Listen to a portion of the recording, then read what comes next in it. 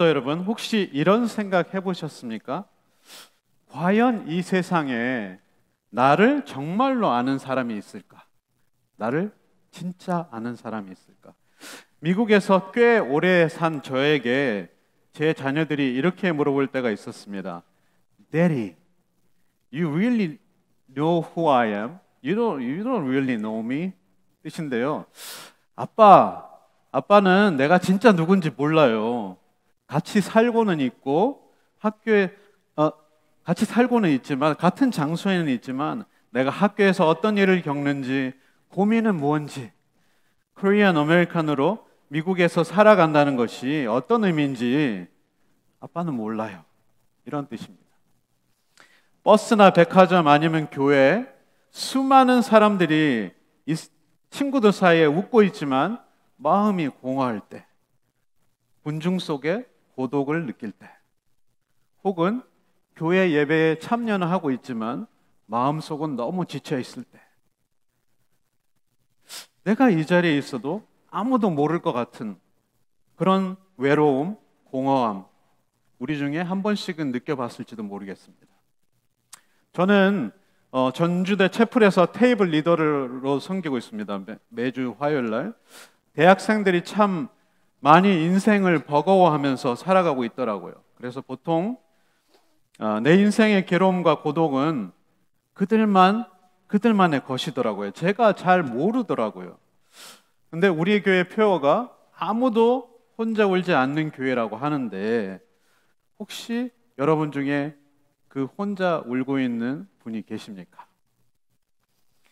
이런 생각이 들 때도 있습니다. 하나님이 과연 나 같은 부족한 사람도 케어하고 계실까? 엄청난 고난과 괴로운 시간을 나 지금 보내고 있는데 하나님 왜 이렇게 잠잠하시나요? 울면서 가슴이 터져라고 기도를 하는데 왜 하나님 응답을 안 해주십니까? 정말 살아계신 하나님 맞나? 맞아. 살아계신 건 진짜 분명해. 그런데 날 사랑해 주시는가는 의문이 들 때 있으시지 않을까요? 아마도 이러한 의문을 가지고 살았던 선지자가 바로 오늘 이 말씀을 기록한 이사야 선지자였을 것입니다. 앞선 미가 선지자를 이어서 하나님의 남은 백성 유다의 멸망을 예언하는 선지자입니다. 왜 하나님의 백성이었던 이스라엘이 망해버리고 아수르에게 망했죠? 남은 유다마저 망해야만 하는가 하는 의문이 들었을 겁니다. 무려 이사야서 1장에서 66장까지 말씀 중에 1에서 40장까지 내내 다가올 멸망을 선포를 합니다. 그러니까 한마디로 주제가 유다 망한다 였어요. 근데 참 아이러니컬하게 그의 이름의 뜻은 뭐냐면 여호와는 구원이시다. 뭐라고요? 구원이시다. 이름하고 정반대의 예언을 계속 쏟아놓는 거예요. 그리고 그 마지막에 그 이름의 정반대로 처참할 죽음을 죽었다고 탈무드 전성에 나오는데요. 어떻게 죽냐면 톱으로 허리가 잘려서 죽었다라고 전해집니다. 근데 40장에 이르기까지 내내 심판의 메시지만 전하다가 놀랍게 41장부터는 소망과 구원의 메시지가 쏟아지기 시작합니다. 오죽하면 자유주의 신학자들은 이사야서를 각각 3명이 썼다고 주장을 합니다. 1장에서 40장 쓴 사람 다르고 그 다음에 쓴 성경은 다르다고까지 얘기합니다.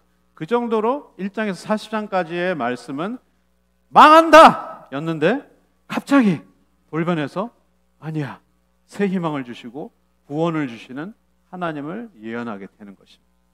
그리고 오늘 읽었던 말씀도 구원하시는 하나님을 예언하시는 겁니다.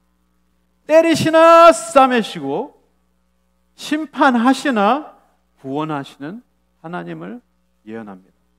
사랑하는 성도 여러분, 그렇다면 오늘 43장 1절에서 3절까지 우리는 어떤 교훈을 얻을 수가 있을까요? 첫 번째, 두려워하지 말라는 하나님의 명령에 순종해야만 합니다. 한번 따라해 볼까요? 시작. 두려워하지 말라는 하나님의 명령에 순종해야 합니다. 그럼 1절 말씀을 한번 다 같이 읽어보겠습니다. 시작. 그러나 이제 야곱아, 너를 창조하신 주님께서 말씀하신다. 이스라엘아, 너를 지으신 주님께서 말씀하신다. 내가 너를 속량하였으니 두려워하지 말라. 내가 너를 지명하여 불렀으니 너는 나의 것이다. 아멘. 여기서 강한 명령어인데요. R이라는 말은 절대로 하지 말라는 거예요. 그냥 해도 되고 그냥 하지 마 이 정도가 아니라 절대로 하지 마라. T라는 무슨 말이냐면 무서워하다, 두려워하다. 그러니까 무슨 말이냐면 니네가 두려워하는 거, 무서워하는 거 절대로 하지 마. 그냥 해도 되고 안 해도 되는 옵션이 아닙니다. 근데 하나님이 그렇게 말씀하신 근거가 뭘까요? 그러면 무슨 근거로 이렇게 하나님 말씀할 수 있는 걸까요? 야곱아, 너를 창조하신 주님, 이스라엘아, 너를 지으신 주님이 말씀한다고 하고 계십니다. 사랑하는 성도 여러분, 주님께서 이스라엘만 만드셨을까요? 대답을 좀 해주세요. 이스라엘만 만드셨을까요? 아니요. 저와 여러분도 만드셨어요. 근데 여러분을 한번 보세요. 얼마나 위대한 피조물인가를. 피아노 열심히 치시고 드럼도 하시고 찬양도 하시는데 이걸 로봇을 한번 만들어서 이렇게 하려고 한다고 한번 생각해 보십시오. 불가능입니다. 그 정도로 여러분들이 위대한 하나님의 피조물이십니다. 믿으십니까? 아멘. 사랑하는 성도 여러분, 그러면 우리 위대하신 하나님께서 하신 한 가지 예만 들어드릴게요. 저와 여러분이 last 24 hours, 지난 24시간 동안에 이 우주 공간에서 한 얼마나 날았을 것 같으세요? 지금 여러분이 날고 있다는 사실은 알고 계실까요? 저를 쳐다보시는데 날고 계십니다. 어마어마한 속도로 날고 계십니다. 얼마나 어제 24시간 동안에 우리가 이동한 거리는 4,408만 2천 킬로예요. 안 놀라시는 여러분이 놀랍습니다. 지구와 태양까지의 거리가 1억 4,960만 킬로인데 우리가 그 3분의 1을 날라온 거예요. 어제 24시간. 또 그거 어떻게 그렇게 되냐? 우리 지구는 엄청난 속도로 자전을 하고 있고 공전도 하고 있습니다. 근데 그게 우리만 하는 게 아니라 태양계는 이 우리가 속한 은하계를 또 어마어마한 속도로 돌고 있어요. 근데 은하계도 그냥 있는 게 아니라 은하계도 온 우주를 엄청난 속도로 돌고 있는데 그걸 다 계산해 보면 세상에 지구에서 그 태양까지 거리는 어마어마한데 그 3분의 1만큼을 우리가 날아왔어요. 근데 혹시 여러분 중에 어지러우신 분 계십니까? 토하신 분? 안 계시죠? 어제 어젠가요? 어제 차에서는 조금 토하시려고 하셨던 어르신들이 계셨는데 그거 말고는 안 어지러우시죠? 왜 그러시죠? 뭐 때문에?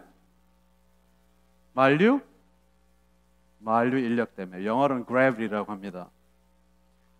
실로 완전하시고 위대하신 하나님의 지혜로 만들어진 것입니다. 근데 이 하나님께는 이 지구조차도 하나의 물방울에 지나지 않는다고 말씀하고 계십니다. 이사야서 40장 15절 한번 읽어봅니다. 시작. 보라, 민족들은 통에 한 방울 물 같고 저울의 작은 먼지 같으며. 아멘. 아멘. 와, 우리 하나님 정말 대단하신 분이시구나. 느껴지십니까? 그분이 친히 지으시고 창조하시고 선택하신 백성이 누구입니까? 바로 저와 여러분입니다. 할렐루야. 아멘. 그런데 그런 분이 지금도 선포하고 계시는 게 뭐냐면 두려워하지 마. 뭐라고요? 해도 되고 말아도 되는 거예요. 절대로 해서는 안 되는 일입니다. 왜냐하면 야곱아, 나는 너를 창조하였고 이스라엘아, 나는 너를 지었어. 그리고 너는 내 것이야. 그런데도 두려워해? 상당히 기분이 안 좋다라는 말씀이 약간 포함되어 있어요. 왜냐하면 우리는 두려워하는 존재이기 때문에. 이사야서 43장에 1절에 지명하셨다, 속량하셨다라는 히브리 원어는 각각 카라티와 게알티카라는 말입니다. 카라티는 지명하셨다, 부르다, 호환했다. called you, I called you. 그리고 하나님이 이름을 부르심으로써 저와 하나님의 관계가 형성이 된 거예요. 그리고 이스라엘을 특별히 선택하시고 개인적인 관계를 맺으신 상태를 나타냅니다. 그리고 속량하셨다는 말은 좀 법률적인 말인데, 구속했다, 대가를 지불했다는 뜻으로 노예 상태에 있던 사람에게 빚을 대신 갚아주고 자유롭게 해주는 행위를 뜻합니다.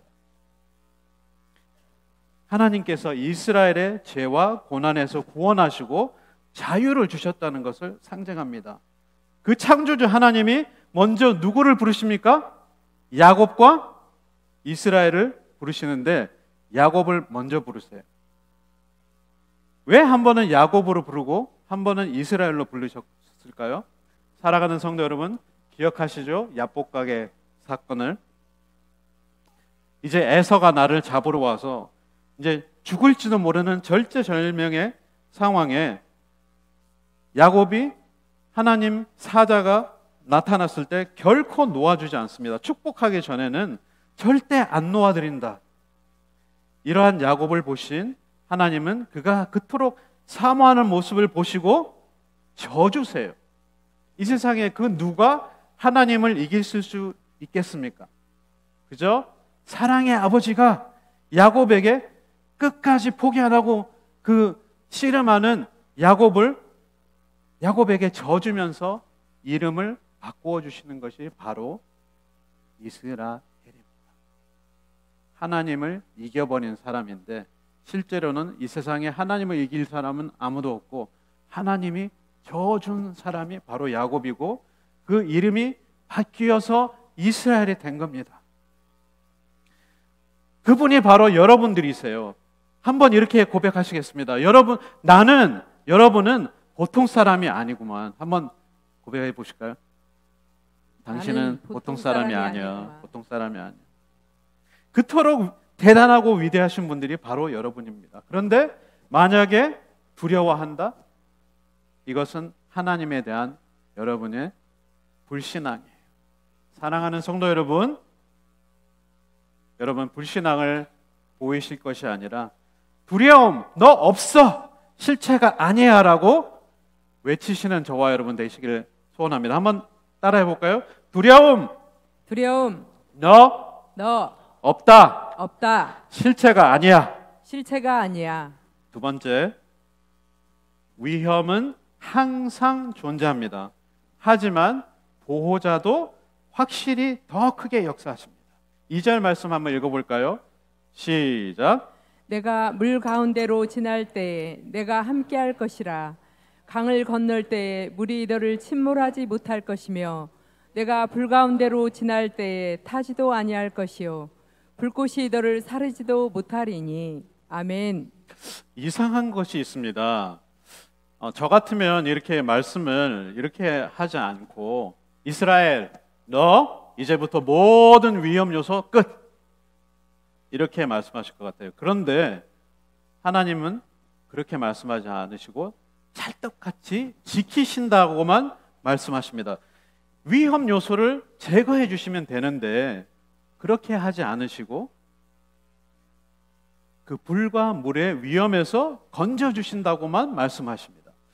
참 우리가 성경을 읽다 보면 이해가 가지 않는 것이 몇 개 됩니다. 그 중에 선악과를 왜 만드셔서 유혹에 빠져 모든 인류가 원죄에 빠지게 하셨는지, 그 죄에 죽어가는 인간을 살리려고 왜 하나뿐인 아들을 보내셔서 죽게 하셨는지, 그렇게 하나님 아들까지 보내서 모든 인류를 살리실 것 같으면 그냥 인간을 세뇌시키셔가지고 예수를 믿게 하시면 되는데 또 성령 하나님을 보내서 믿는 자와 안 믿는 자를 또 구분하시고, 그리고 아프리카에서 죽어가는 그 수많은 영혼들 왜 그냥 놔두시는지, 이런 여러 가지 의문들이 듭니다.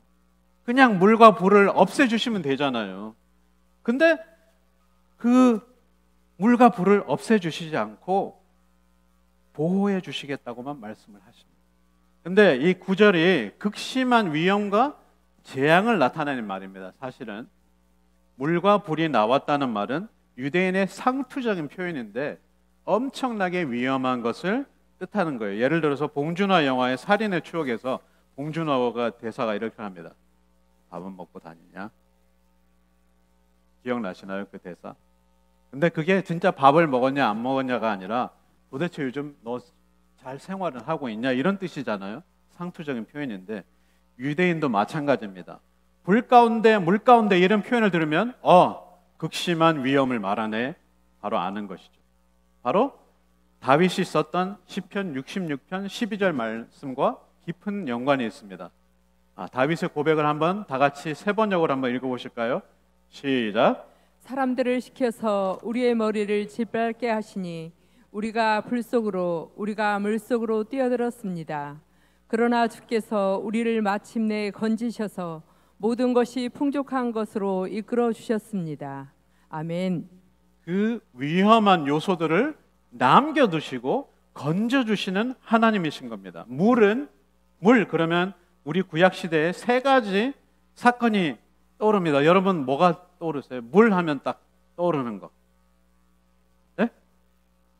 노아, 홍수, 그리고 홍해를 가르는 사건, 또 요단강에서 제사장들이 발을 놨을 때 물이 어떻게 되죠? 갈라져요. 그 세 가지 사건이 생각이 납니다.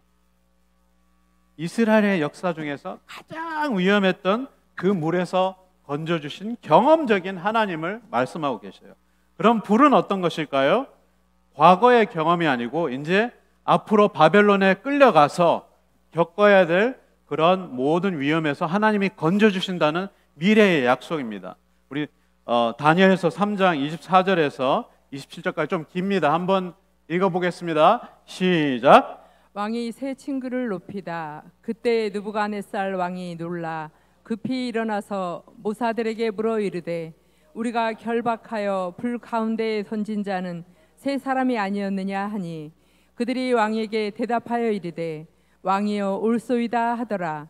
왕이 또 말하여 이르되 내가 보니 결박되지 아니한 네 사람이 불 가운데로 다니는데 상하지도 아니하였고 그 넷째의 모양은 신들의 아들과 같도다 하고 느부갓네살이 맹렬히 타는 풀무불 악이 가까이 가서 불러 이르되 지극히 높으신 하나님의 종 사드락 메삭 아벳느고야 나와서 이리로 오라 하매 사드락과 메삭과 아벳느고가 불 가운데서 나온지라. 총독과 지사와 행정관과 왕의 모사들이 모여 이 사람들을 본즉 불이 능히 그들의 몸을 해하지 못하였고 머리털도 그을리지 아니하였고 겉옷빛도 변하지 않았고 불탄 냄새도 없었더라. 믿으십니까? 아멘. 할렐루야. 사랑하는 성도 여러분, 하나님이 물과 불을 없애시지는 않지만 반드시 살려주신다고 하셨습니다. 믿으십니까? 아멘. 이 말씀은 정확하게 포로기 때 이루어졌습니다. 하나님이 원하시지 않는 심판, 바벨론에 포로로 끌려갈 수밖에 없었습니다. 하지만 기적적으로 포로기 70년을 보내고 다시 회복하는 기쁨을 누렸던 것이 이스라엘입니다. 우리 산돌교회 모든 성도들도 다 그렇게 될 줄 믿으십니까? 아멘. 아멘.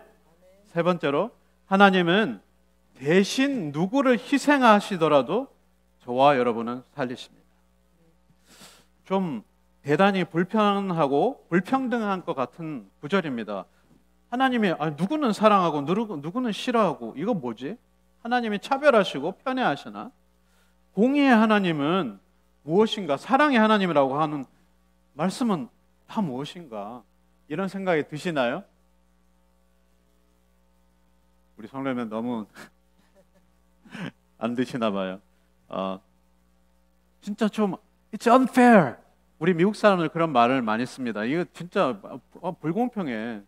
그런데 아주 정상적인 생각이세요. 43장 3절 한번 읽어보시겠습니다. 시작. 대저 나는 여호와 내 하나님이요 이스라엘의 거룩한 이요 내 구원자임이라. 내가 애굽을 너의 속량물로 구스와 스바를 너를 대신하여 주었노라. 아멘. 아니, 보면 이스라엘만 구하시면 되는데 굳이 애굽을 너의 속량물로 스바를 너를 대신하여 주었노라, 이렇게 엄청난 편애를 하십니다. 사실 성경을 보면 편애로 가득 찬 책이 성경입니다. 아브라함을 편애하셨고 이삭을 사랑하셨고 야곱과 에서 사이에 야곱을 지독히도 편애하셨어요. 이스라엘 민족을 신부처럼 편애하셨으며 영적 이스라엘 교회를 지금도 죽도록 편애하고 계십니다. 믿으십니까? 그런데 왜 나를 이렇게 사랑하시냐고 항변하실 수 있겠습니까? 아니죠. 반대로 하나님, 저는 자격이 없는데 왜 이렇게까지 사랑해 주십니까? 하는 것이 맞는 얘기죠. 3절도 그런 의미에서 보면 나는 여호와 내 하나님이요 거룩한 이요 구원자임이라. 그리고 하나님은 스스로 계신 자, 전에도 계셨고 지금도 계시며 장차 오실 그분이 저와 여러분을 끔찍히 사랑해 주시고 편애하고 계신 그분이십니다. 그리고 구원자이십니다. 그 애굽은 너의 속량물로 구스와 수보를 너를 대신하여 주십니다. 이 말은 과연 무슨 말일까요? 유다가 누구한테 멸망당했죠? 바벨론한테 멸망당했죠. 고레스에 의해서. 그런데 70년 만에 기적적으로 포로에서 풀려납니다. 이것이 얼마나 말이 안 되냐면 예를 제가 들겠습니다. 우리나라가 일제 36년 동안 있다가 해방이 됐습니다. 근데 해방이 안 됐다고 우리 가정을 해봐요. 그리고 70년 동안 우리나라가 일본에 복속이 되었다고 우리 가정을 한번 해봅시다. 그러면 한 70년이 지난 다음에 일본이 갑자기 야, 니네들 고생 많이 했으니까 다시 니네 나라로 돌아가. 내가 지원을 많이 해줄게. 그리고 도시도 다시 짓고 니네 나라 가서 니네 나라 다시 세워. 이런 거나 비슷합니다. 그럴 리가 없겠죠. 근데 하나님께서 70년 지나고 포로 생활을 한 다음에 내가 너를 해방시키리라 말씀하셨잖아요. 그 말씀대로 된 걸 여러분들 믿으시죠? 아멘. 고레스 왕이 진짜 실제로 이 이스라엘 유다를 다시 그 나라로 돌려보냅니다. 그리고 그의 아들 캄비세스 2세는 이집트와 이디오피아를 정복하게 돼요. 그래서 이집트와 이디오피아가 이 유다 땅을 정복하지 못하도록 만듭니다. 실제로 하나님이 역사하신 겁니다. 유다를 자유롭게 다시 살아나기 하기 위해서 애꿎은 이집트와 에디오피아를 정복하게 하신 것입니다. 그것이 바로 속량물입니다. 구스와 스바, 즉 이디오피아도 유다의 건국을 위해 희생된 겁니다. 이집트와 이디오피아가 희생을 당한 겁니다. 그들은 뜻도 모르고 희생을 당했어요. 하지만 다 알고도 희생을 당하신 분이 한 분 계십니다. 누구실까요? 예수 그리스도십니다. 그분은 다 알고 당하셨습니다. 예수께서는 영적인 이스라엘 여러분과 저를 구하시기 위해서 전적으로 하나님 아버지의 뜻에 순종하시고 모든 것을 내어주셨습니다. 믿으시죠? 아멘. 이 엄청난 은혜에 저와 여러분은 당연히 반응하셔야 합니다. 그 십자가의 공로만 생각해도 눈물이 주르르 흐르는 그 감동을, 첫사랑을 회복하시기를 간절히 소원합니다. 아멘.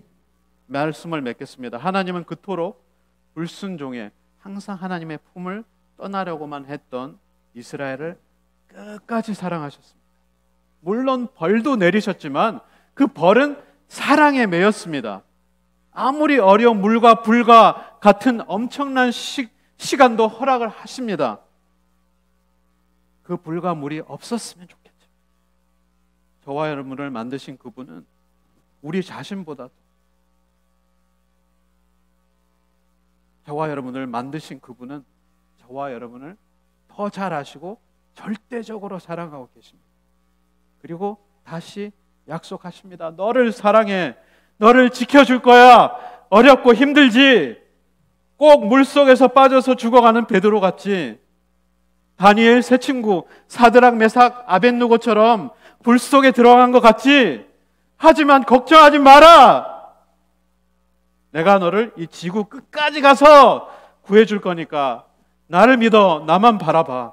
사랑하는 딸아, 아들아, 내가 너를 지명해서 불렀어. 너는 내 것이라.